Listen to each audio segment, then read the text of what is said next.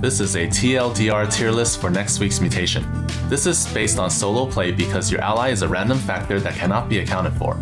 Also, this is based on above average co-op knowledge. Mechanical skill is not that important in co-op. Adjust these rankings based on your own knowledge and skill level.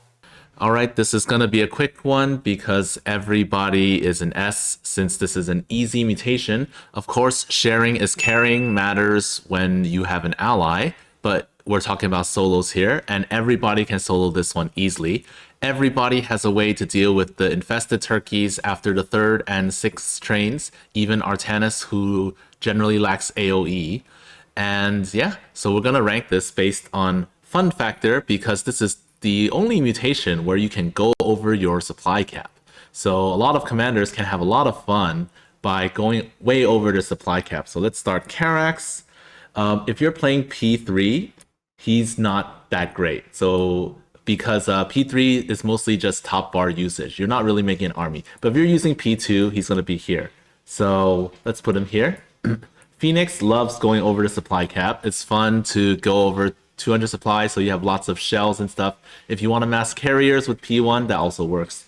Tychus, he's the only guy who cannot take advantage of the supply cap because he can only have 5 outlaws. So using him is not as fun, in solos at least. Manx, for different reasons. So he is mainly an ESO guy, and once you have enough ESOs, regular 190 supply and stuff, you're gonna kill everything really fast, and it's not actually super fun to make more. You'll just kill the trains faster. So I don't think it's really fun to because you don't really get a big army with him. Of course, you can use P2, but P2, if you're gonna use ESOs, it's less fun. So I just put him here.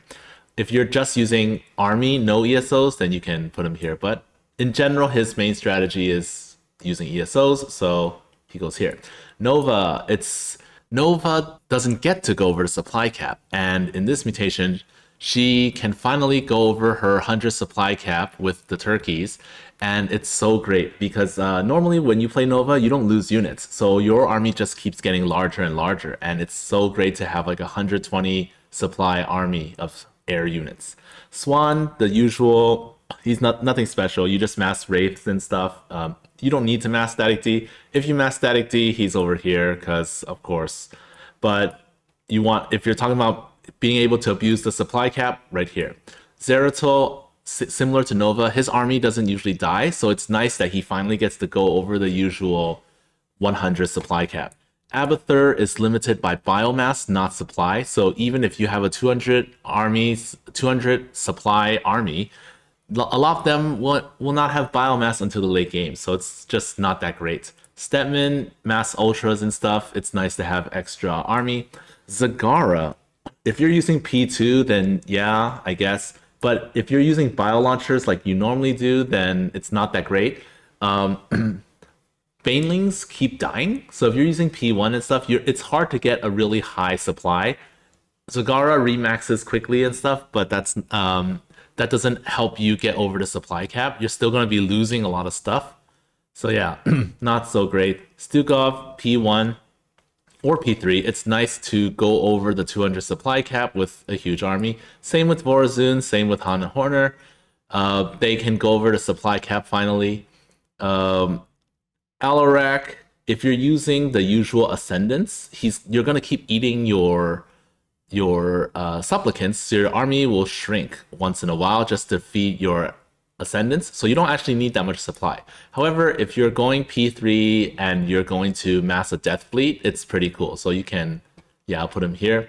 Artanis, he usually gets stuck on supply, but you can have over 200 now, good. Same with Kerrigan, same with Raynor, just going over 200 supply, really cool. And Dahaka usually gets like stuck at 190 supply. You have to start tossing away your drones just to get more units, but with turkeys, you can go over 200 very easily and not have to worry about throwing away drones. Although you probably will anyways, just because you don't need that many minerals once you get to the late game. That's it for this tier list. You can extrapolate this info to your duel runs. Good luck with the mutation.